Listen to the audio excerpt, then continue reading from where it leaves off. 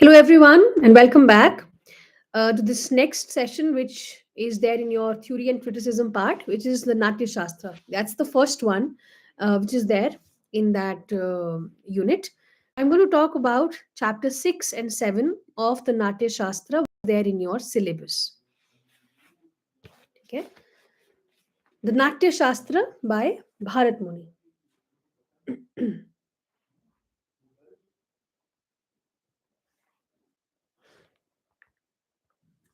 Just a minute.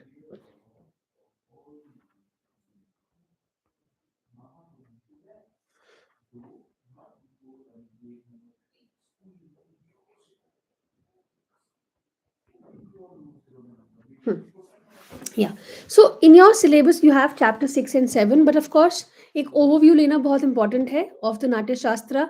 तो before I go there, let me just talk to you about it. नाट्य शास्त्र भारत मुनि का वर्क है. एस्टिमेटेड पीरियड है अराउंड 200 BCE से 200 CE तक के बीच में शायद ये लिखा गया होगा. Some scholars of course extend its composition to 500 CE also. ठीक है, संस्कृत का ये टेक्स्ट है और it's a treatise on drama, dramaturgy पे ये ट्रीटीज है, परफॉर्मेंस पे और एस्थेटिक्स पे. It's a foundational text on the Indian performing arts. चाहे वो ड्रामा हो, चाहे वो डांस हो, चाहे वो म्यूजिक हो, परफॉर्मिंग आर्ट्स पे ये एक बहुत इंपॉर्टेंट ट्रीटीज है. हमारी नाट्य शास्त्र को हम कभी कभी फिफ्थ वेद भी कहते हैं, which was created by Brahma during the elements from the four Veds to provide both instruction and entertainment for all social classes. 36 chapters हैं इसमें. कुछ कुछ मैन्युस्क्रिप्ट 37 भी बताती हैं एंड अराउंड 6000 टू 6500 वर्सेस हैं इसमें. ठीक है, बहुत सारा वाइड रेंज ऑफ टॉपिक्स ये कवर करती है, जैसे कि the origin and purpose of drama, the types and structures of the plays, acting, gestures के बारे में, अभिनय के बारे में, म्यूजिक और प्रोसिडी के बारे में बात करती है, स्टेज डिजाइन के बारे में और प्रोडक्शन के बारे में. फिर आता है इमोशंस के बारे में, रसा और भाव, रस और भाव जो हम पढ़ेंगे. Chapter 6 is all about rasa. And then also the rules for playwrights, for actors and for audiences. तो ये सारी वाइड रेंज ऑफ टॉपिक्स इन्होंने इसमें कवर किया हुआ है. ठीक है, अकॉर्डिंग टू द टेक्स्ट, सत्य युग के टाइम पे people were very spiritually very pure, but in the later ages they became prone to greed and conflict. फिर गॉड्स आए ब्रह्मा के पास और उन्होंने बोला कि एक फॉर्म ऑफ एंटरटेनमेंट बनाओ जो इंस्ट्रक्ट और डिलाइट करे. तो ब्रह्मा ने नाट्य वेद ऐसा कहते हैं बनाया, drawing from pathya which is recitation from the Rigveda, then second abhinaya, gestures from the Yajurveda, third geet और music from the Samaveda, and fourth is ras from the Atharvaveda. इन सब से इन्होंने ये क्रिएट किया and Bharat was chosen to teach it to humans, and his 100 sons became the first performers. Okay, the नाट्य शास्त्र जो है वो ड्रामा को डिफाइन करता है as both instructional and entertaining, and it aims to educate the ignorant through the representation, anukaruna. It aims to provide moral and emotional insight, and of course it aims to offer pleasure, guidance and catharsis. तो इसमें डाइडैक्टिक which is moral और aesthetic which is pleasure दोनों functions हैं, just like Aristotle's poetics. ठीक है, की concepts, रसा theory which is the theory of aesthetic emotion, which is the heart of नाट्य शास्त्र, विच इज चैप्टर नंबर 6 आपका सिलेबस में. रस का एग्जैक्ट मीनिंग क्या है? इसेंस, और रस इज बेसिकली जूस और flavour. So what is the flavor of something? What kind of essence a particular emotion has? Shringar, ras, रौद्र, या भयानक, all that.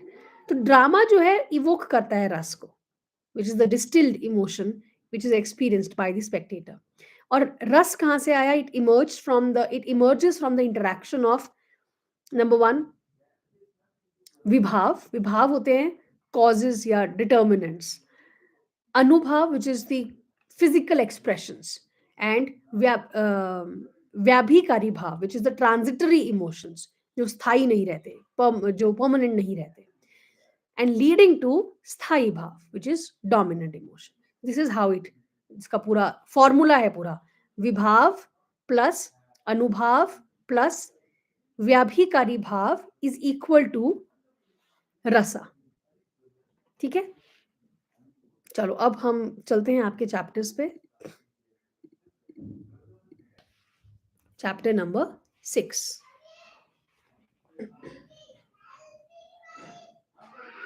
Chapter number 6 is, as I said, it's on Rasadhyay, on the sentiments and psychological states.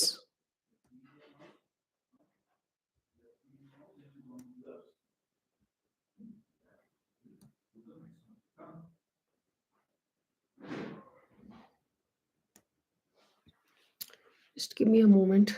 Something went.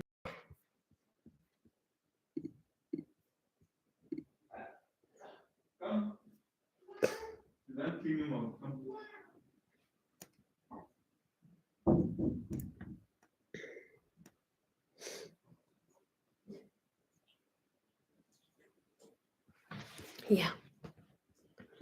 Okay. Sorry about that.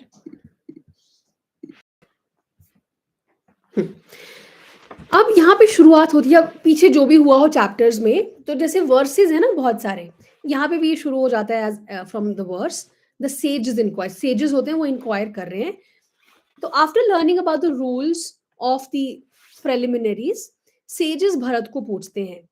Number 1, how do the rasas gain their distinctive quality, कैसे मिलता है उनको ये क्वालिटी. Number 2, what are bhavs, जो psychological states हैं, and why are they called so. And number 3, what is meant by digest, memorial verse and etymology. तो ये 3 questions पूछते हैं और फिर उसके बाद भरत उस पर रिस्पॉन्स करता है. Bharat answers that the vastness of the dramatic knowledge is endless like an ocean. है ना, ड्रामेटिक नॉलेज का तो एंडलेस नॉलेज है, लेकिन he will condense it into essential sutras that aid understanding. मैं कुछ निचोड़ के आपको कुछ बताता हूं जिसमें आपको अंडरस्टैंडिंग को हेल्प होगी. डाइजेस्ट विच इज समग्र, वो क्या है? It is a concise compilation of detailed teachings presented in sutras and their commentaries. ठीक है, डाइजेस्ट इज एक कंसाइज सा छोटा है, कंपाइलेशन है डिटेल्ड टीचिंग्स का जो सूत्रास में है और उनकी commentaries. Memorial verse which is karika, which is that it's a rule expressed briefly but clearly summarizing meaning. Etymology is the derivation of meaning of words through the roots and grammatical analysis. अब scope क्या है इनका? The digest, नाट्य समग्रह, उसमें आते हैं रस, sentiments, भाव,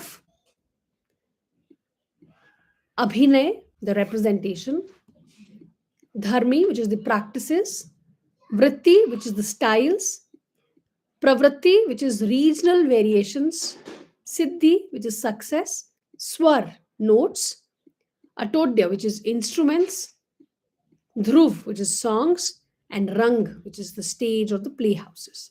ये सारी चीजें आती हैं उसके अंदर डाइजेस्ट के. क्लासिफिकेशन देते हैं ये एलिमेंट्स ऑफ ड्रामेटिक एक्सप्रेशन की. रसास को एक्सप्लेन किया है. 8 रसास हैं: श्रृंगार, हास्य, करुणा, रौद्र, वीर, भयानक, विभस्ता एंड अद्भुता.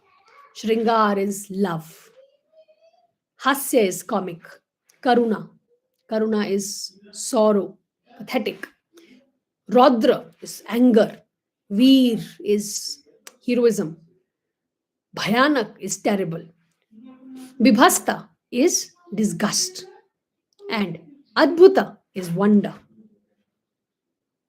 ठीक है, 9th रस बाद में आया, इन्होंने नहीं डाला था. फिर आते हैं कॉरस्पॉन्डिंग स्थायी भाव्स, कुछ durable psychological states, which is number 1 is रति, लव, वही है हसा या mirth, हैप्पीनेस, शोक इज सॉरो, क्रोध एंगर, उत्साह इज एनर्जी, भय इज फियर, जुगुप्सा इज डिस्गस्ट एंड विस्मय इज एस्टॉनिशमेंट। फिर तीसरी बात आती है व्याभिकरी भाव्स की, 33 transitory states, please remember the number at least. ये क्या करते हैं, ये सपोर्ट करते हैं या कंबाइन होते हैं स्थायी भाव्स के साथ टू प्रोड्यूस रस, जैसे कि एंजाइटी, जेलिसी, कुछ ट्रांजिटरी इमोशंस हैं जो परमानेंट इमोशंस नहीं होते हैं, आपको आते हैं फिर चले जाते हैं, joy, impatience etcetera. And last में स्थायी भाव आता है, मतलब which is the 8 involuntary states, permanent, sorry not स्थायी, आई एम सॉरी, सत्विका भाव्स आर इनवॉलेंटरी स्टेट्स, जो आप जानबूझ के नहीं करते, they are the states that just occur on their own. One is स्तंभा विच इज पैरालिसिस, स्वेदा which is perspiration,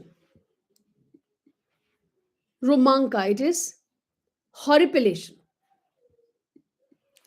swar bheda which is change of voice, swar bheda, vipathu it is trembling, vevarnya it is change of color. I'm speaking slowly because I might get the pronunciations wrong sometimes, क्योंकि ये संस्कृत में हम लोगों को आदत नहीं होती ना बार बार बोलने की, तो इसलिए।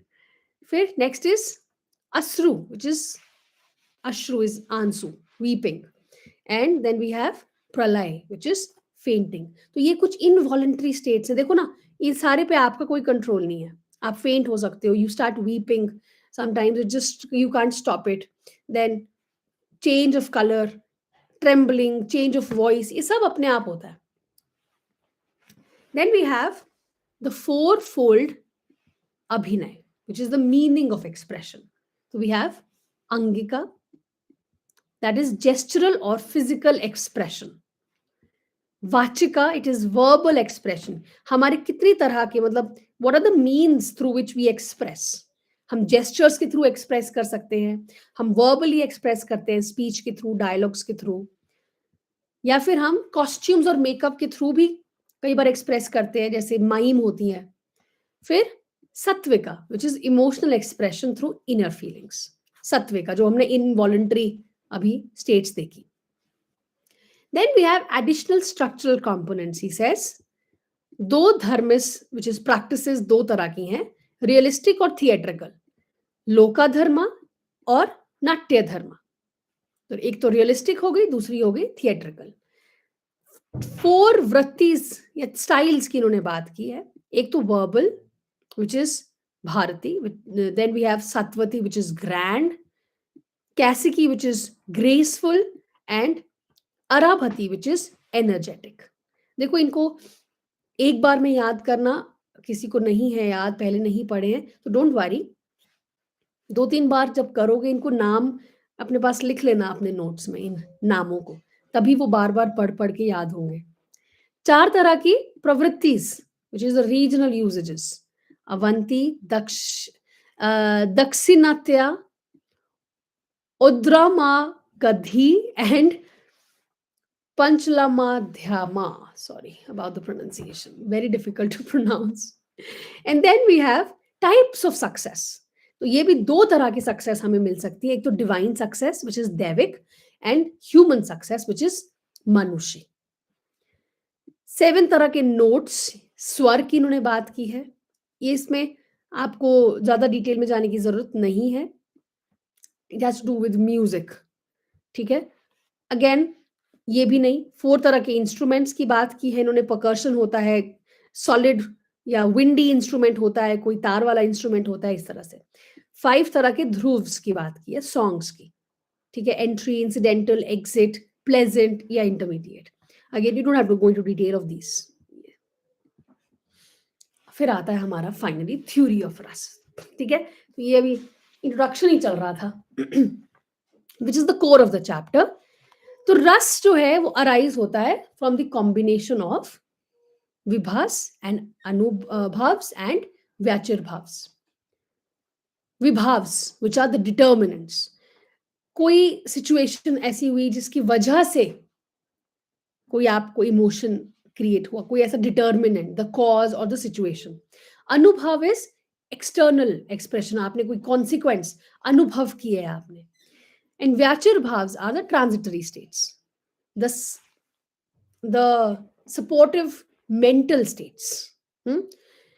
फ्लेवर की तरह है रस, जैसे फूड में फ्लेवर होता है उस तरह से, which arises from blending some ingredients, है ना. तो वैसे ही रस है कि कोई ना कोई एलिमेंट आपने ब्लेंड किया है अपने वर्क में, जिसकी वजह से कोई एक पर्टिकुलर इमोशन बाहर आ रहा है. तो रस एक एस्थेटिक एक्सपीरियंस है because it can be tasted by refined spectators. So just as the connoisseurs enjoy the flavor of spiced food, sensitive spectators taste emotional experiences represented on stage through words, through gestures. जो भी आप stage पे देखो उसकी वजह से एक रस क्रिएट होता है. तो स्थायी भाव, ड्यूरेबल इमोशन, वो रस बनता है जब उसको आप एस्थेटिकली रियलाइज करो. Now, what is the relationship between ras and bhav? Bhavs are the causes and expressions that make ras perceivable. रस जो है arises from bhavs, not vice versa. ठीक है, रस भाव से आता है, भाव रस से नहीं आता. भाव क्या है? कॉजेज और जो एक्सप्रेशंस हैं जो रस को परसीवेबल बनाती हैं. इनका जो रिलेशनशिप है वो म्यूचुअली इंटरडिपेंडेंट है, जैसे कि सीड और ट्री और rice and it's flavour. Seed से ट्री बनता है, राइस से फ्लेवर आता है, वैसे ही रस अराइजेस फ्रॉम भाव्स. फिर 8 रसास को एक्सप्लेन किया. देखो ये जो एमसीक्यूज है इसमें तो आप कर लोगे. आपका जो मेंस का पेपर होगा उसमें ये यूजुअली किसी वर्क पे अप्लाई करने के लिए आता है. कोई वर्क ऐसा होगा जिसमें you can apply the Indian aesthetics to, जैसे क्रिटिसिज्म हम अप्लाई करते हैं, एरिस्टोटल की थ्योरीज अप्लाई करते हैं, वैसे ही किसी एक वर्क में कोई एक पर्टिकुलर रस होगा तो वो पूछ सकते हैं. तो 8 rasas are explain. Shringar rasa, love, colour is dark green, deity is Vishnu, types sambhog, which is union, joy of togetherness, and separation, which is there's a term for this, na? याद नहीं आ रही. Anyway, yearning and anxiety. So vipralambha. Then we have इसी का विभाव्स क्या है? Spring time या ornaments, सब कुछ सुंदर सुंदर. लव के टाइम पे गार्डन्स, बिलवड्स प्रेजेंस, म्यूजिक. अनुभाव है इसका जेंटल ग्लांसेस, एकदम ऐसे सुंदर तरीके से देखना, इशारे करना आंखों ही आंखों में, ग्रेसफुल मूवमेंट्स, नृत्य, स्वीट वर्ड्स. व्याभिकारी भाव क्या है इसका? मॉडेस्टी, एंग्जाइटी होनी थोड़ी थोड़ी, yearning, Joy. It excludes fear, indolence, cruelty, disgust, ये सब नहीं होगा. हास्य रस, कॉमिक, तो mirth, color is white, deity is the attendants of Shiva. Odd dress, impudence, greed, quarrels, जहां से laughing आती है. there will be movement of lips, cheek, laughter, gestures.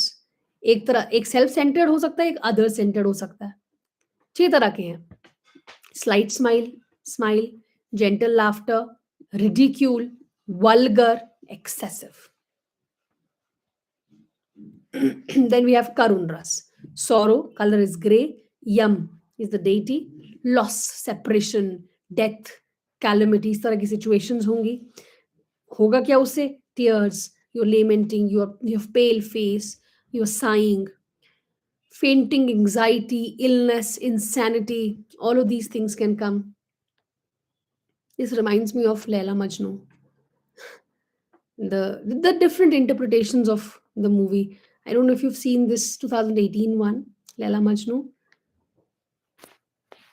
It was a flop when it came, but then it gained prominence. It became a cult. And the kind of acting that this actor has, done, it's amazing. And all of these things you can see there. He goes insane. He's ill. He's anxious.